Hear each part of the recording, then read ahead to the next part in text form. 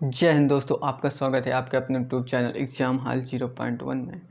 और ना थके हैं पाँव कभी, ना ही हिम्मत हारी है, हमने देखे हैं कई सपनों की दौड़ और आज भी हमारा सफ़र जारी है। तो देखिएगा, हम आज को पॉलिटिक्स में जो है अल्पसंख्यकों के बारे में जो अधिकार दिया गया है उसी के बारे में चर्चाएं हम करेंगे। तो पिछला वीडियो आप जो होगा उसको पहले देख लीजिएगा तो बेहतरीन तरीके से आपको समझ में आएगा। तो इसमें देखिएगा,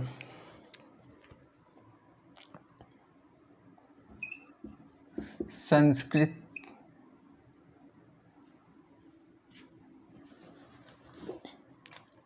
शिक्षा एवं संस्कृत संबंधी अधिकार आर्टिकल जो है अनुच्छेद 29 और 30। आर्टिकल 29 और 30 में कहा गया है कि शिक्षा एवं संस्कृत संबंधी आपको अधिकार दिया जाएगा। और किनको दिया जाएगा? अल्पसंख्यकों को। तो देखिएगा, पहले हम 29 समझेंगे, फिर उसके बाद 30 समझेंगे। तो अनुच्छेद जो है, अनुच्छेद 29 में कहा गया है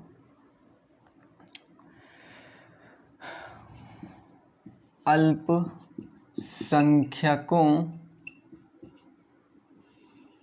के हितों में संरक्षण, अल्पसंख्यकों के हितों में संरक्षण कहा गया है। तो इसमें जो होगा, हम आपको इतना समझ में ना, एक बेहतरीन तरीके से हम आपको लिख भी दे रहे हैं। इसमें कहा गया अल्पसंख्यकों, देखिएगा, इसमें अल्पसंख्यकों की रक्षा है और कहा गया है कि किसी भी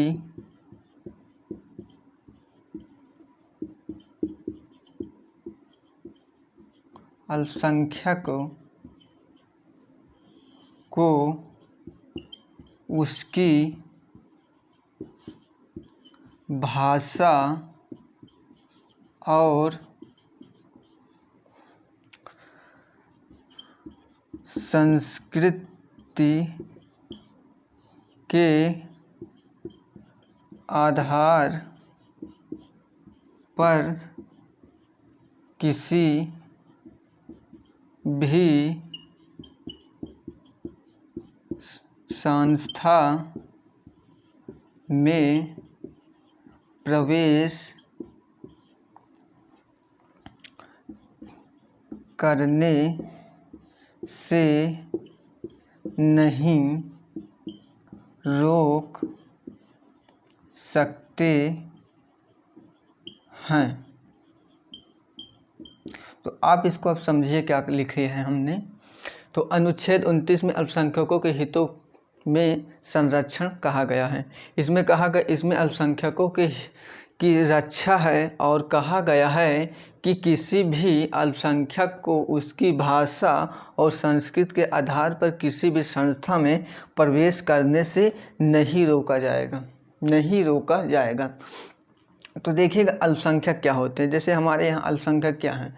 अल्पसंख्यक मुस्लिम, जैन, बौद्ध, सिख, ईसाई, पारसी, ये सब क्या हैं? अल्पसंख्यक हैं। और हिंदू क्या हैं? हिंदू हमारे यहाँ इंडिया में बहुसंख्यक हैं। जो वनी खूब अधिक हो बहुसंख्यक, जो कम हो वो अल्पसंख्यक होते हैं। जो यानी कि 70, अब देखिएगा हिंदू के यहाँ पे जो है 79.8% यहाँ पे इंडिया में जो है हिंदू हैं, हिंदू। और फिर उसके बाद 5% यहाँ पे मुस्लिम हैं, ठीक। और फिर उसके बाद लगभग 75 और समथिंग करके हैं % हिंदू मुस्लिम। और फिर उसके बाद जो होंगे जैन, बौद्ध, सिख, ईसाई, पारसी और सब आ जाते हैं। तो देखिएगा यानी कि बहुत कम है, तो ये क्या हुआ, ये अल्पसंख्यक हुआ। और ये अधिक है बहुत ज़्यादा, तो ये क्या हुए, ये बहुसंख्यक हो गए। तो आपको अल्पसंख्यक और बहुसंख्यक आपको समझ में आ गया होगा।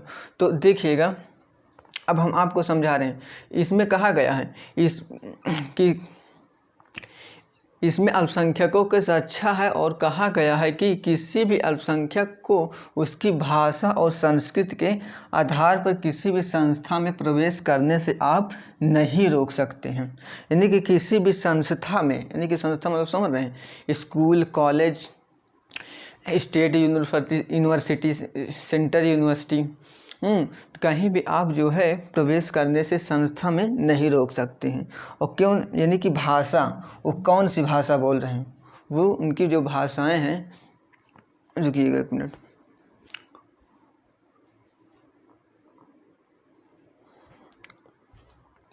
देखिएगा उनकी जो है भाषा और संस्कृति के आधार पे किसी भी संस्था में आप प्रवेश करने से नहीं रोक सकते।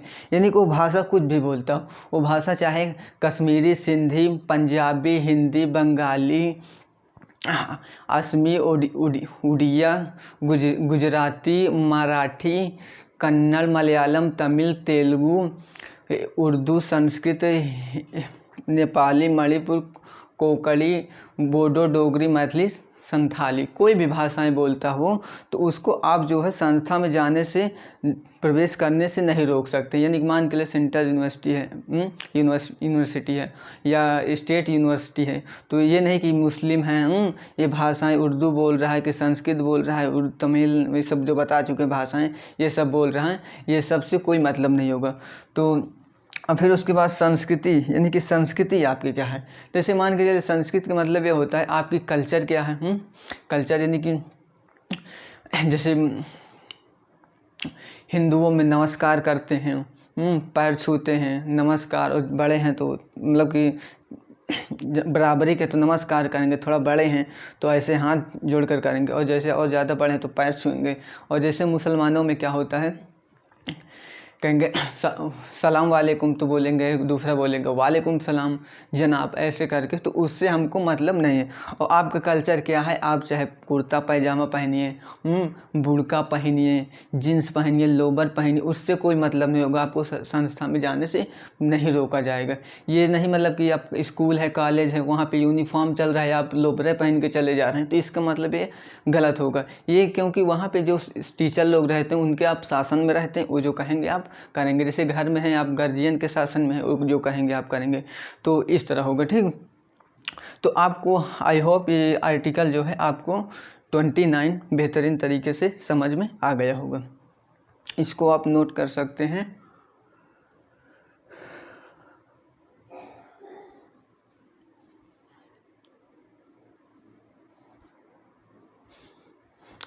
देखिएगा दोस्तों, आर्टिकल जो है 30,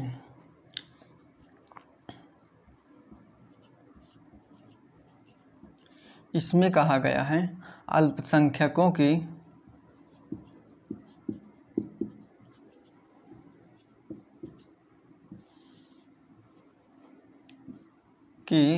शिक्षा संरक्षण। इसके मतलब ये होता है अल्पसंख्यकों की शिक्षा संरक्षण। तो इसमें देखिएगा हम आपको बेहतरीन तरीके से लिख रहे हैं, समझने लायक आपके। तो इसमें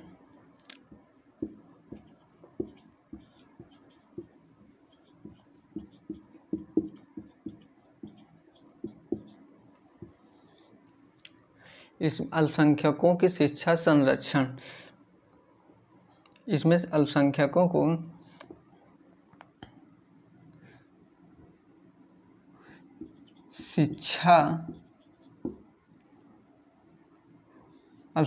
शिक्षा लेने में संकोच होता है तो वे अलग से अपनी संस्था खोल सकते हैं और जो धन लगेगा उसको सरकार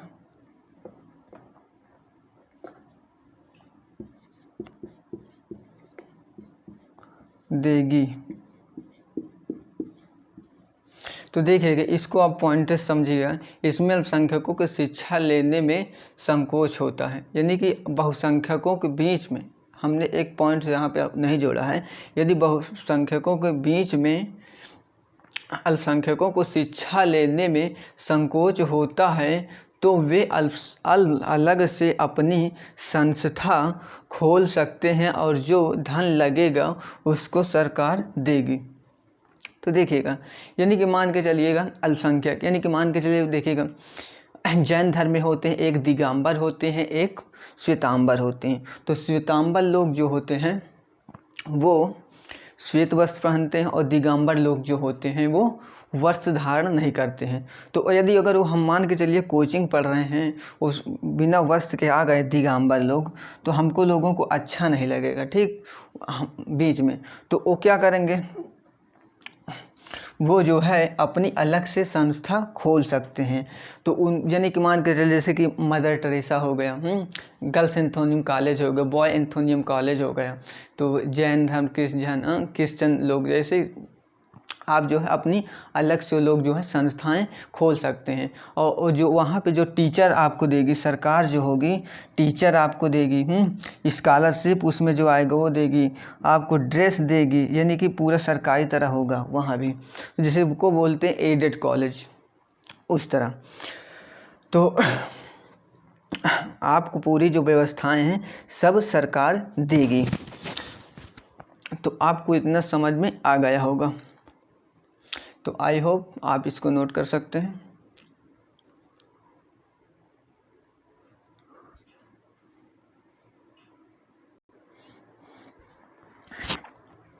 तो देखिएगा 29-30 आपको हमने आर्टिकल बता दिया। तो अब देखिएगा आप जो है 31,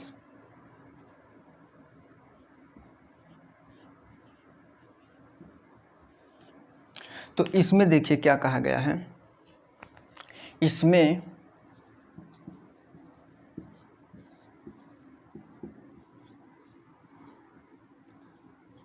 पैतृक संपत्ति की चर्चा है। इसमें पैतृक संपत्ति की चर्चा यानी कि पिता वाली संपत्ति की चर्चा है। इसमें कहा गया है, इसको भी जो है 44वां संशोधन, इसको 44वां संशोधन 1978 ईस्वी 78 में 78 में तब प्रधानमंत्री हमारे मोरारजी देसाई थे। 78 में इसको मूल अधिकार को कानूनी अधिकार में बदल दिया गया है। देखिएगा, अगर जो मूल अधिकार रहता है उसको न सरकार छीन सकती है न जनता छीन सकती है। 12 से 35 तक में मूल अधिकारों के बारे में कहा गया है। तो इसमें इसमें पैतृक संपत्ति की चर्चा की गई है। और देखिएगा पैतृक संपत्ति यानी कि पिता वाली, दादा पर दादा वाली संपत्ति जो होती है पैतृक संपत्ति मान के लिए तो कर दिया गया है। तो इसको जो है 44वां संशोधन 1978 में मूल अधिकार यानी कि मूल अधिकार को जो है कानूनी अधिकार में बदल दिया गया है। इसको 300 के का में जोड़ दिया गया है। अब कहिएगा 300 के का में क्यों ही जोड़ दिया गया है? तो इसका मतलब ये है अगर वो जो है 12 से 35 के बीच में आता तो ये हमारा मूल अधिकार हो जाता, और जब मूल अधिकार हो जाता तो हम सरकार को दे नहीं सकते। तो इसी वजह से जो है 300 के का में जोड़ दिया, फेंक दिया, रख दिया, कुछ भी कर दिया, लेकिन 300 के का में जोड़ दिया गया। अब कह रहे हैं कि ये कानूनी अधिकार है। तो देखिएगा कानूनी अधिकार और मूल अधिकार में क्या फ़र्क है। मूल अधिकार जो होता है न जनता छीन सकती है न सरकार छीन सकती है, और कानूनी अधिकार को जनता नहीं छीन सकती, लेकिन आवश्यकता पड़ने पे हमारी जो है सरकार छीन सकती है। और उसके बदले में आपको सरकार जो है भूमि अधिग्रहण के अंतर्गत कानून बनाए। सरकार जो है उसके लिए जो है आपको यानी कि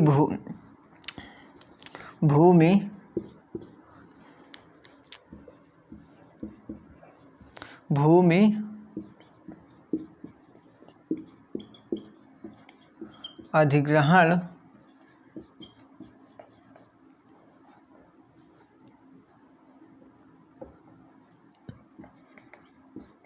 कानून बनाई है। ठीक, यदि मान के चलिए आपका मकान है, घर है, कुछ भी, अगर मान के चलिए ट्रेन की पटरी जा रही है, आपके खेत तो सरकार क्या करेगी, भूमि अधिग्रहण कानून बनाए है, उसके बदले आपको मुआवजा देगी, जितना आपके खेत की कीमत रहेगी उतना आपको पैसा दिया जाएगा।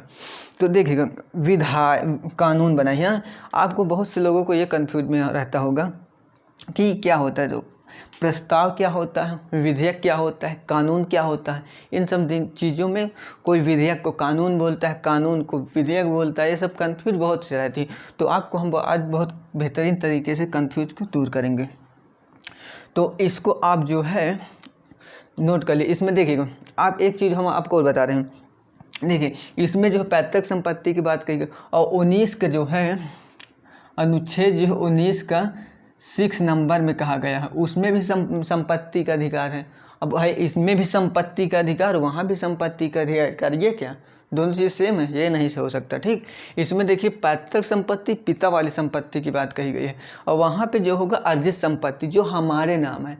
यानी मान के लिए हमने नौकरी पा गए कहीं भी, यहाँ जाके मकान ले लिया, तो हम अपने नाम कराएंगे यहाँ, तो वो वाली संपत्ति की बात कही गई है 19 के 6 में। और 31 में जो है पैतृक संपत्ति यानी कि पिता वाली संपत्ति की बात कही गई है। बहुत से लोग यहीं पे कंफ्यूज होते होंगे, तो आपको देखिएगा अब समझ में आ गया होगा। तो आई होप इसको नोट कर सकते हैं।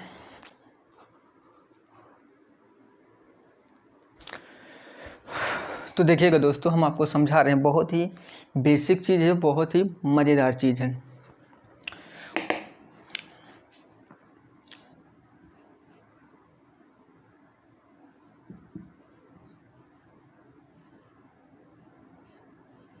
देखिएगा प्रस्ताव क्या होता है। ठीक, तो प्रस्ताव जो है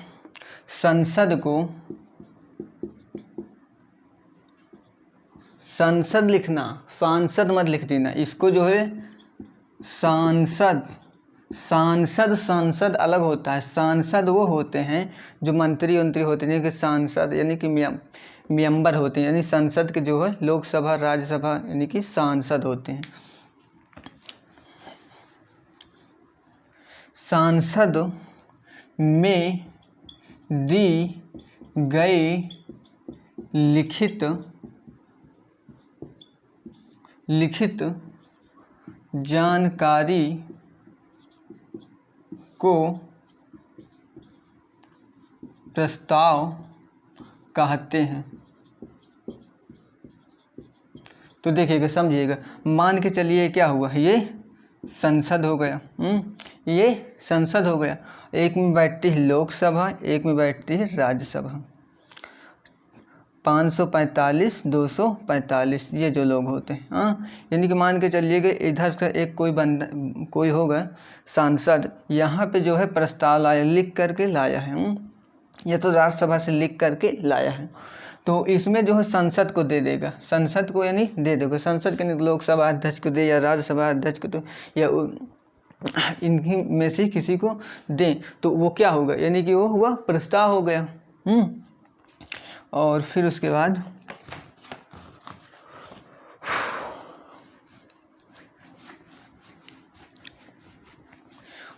बाद देखिएगा, समझिएगा। अब विधेयक देखिए क्या होता है।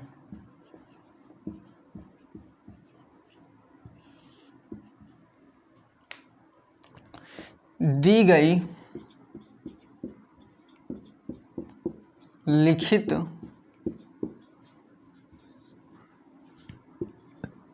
जानकारी को, दी गई लिखित जानकारी की चर्चा हो जाए तो उसे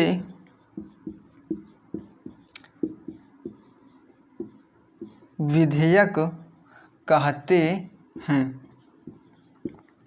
अब देखिएगा लिखित यानी कि यहाँ पे क्या था, यानी कि मान के चलिए कोई लाया लोकसभा या राज्यसभा से, लोकसभा राज्यसभा 545, 245 इसी में से कोई सदस्य लाया।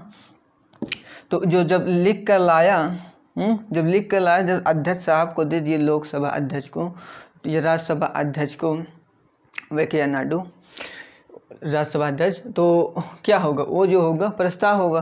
और जब यही लिखित जो जानकारी लाया उसी पे चर्चा हो जाए, सभी संसदों में चर्चा हो जाए, कोई संसद कह रहा है ये क्या लिखा है, कोई कह रहा सही है या गलत है, पूरा उसमें के पूरा लिखा कर जो लाया है सभी सांसदों में प्रस्तुत करेंगे लोकसभा अध्यक्ष, या जो लिख कर लाया है उसी पढ़ के सुनाएगा सबको जो अध्यक्ष रहेंगे, तो उसको कहेंगे ये विधेयक हो गया। अब तो आई होप इतना समझ में आ गया होगा। अब आपको कानून बताते हैं क्या होगा।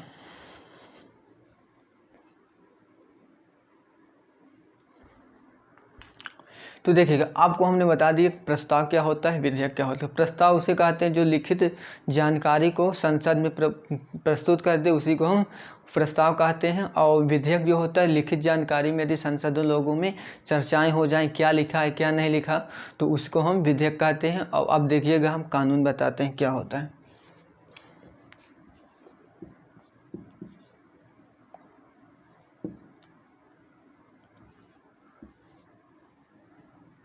कानून, जब लोकसभा और राज्यसभा और राष्ट्रपति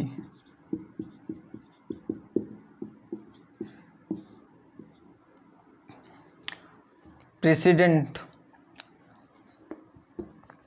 लोकसभा, राज्यसभा और राष्ट्रपति का सिग्नेचर हो जाए, ठीक,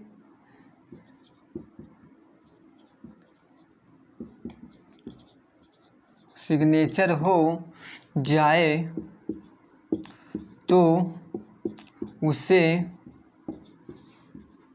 कानून कहते हैं।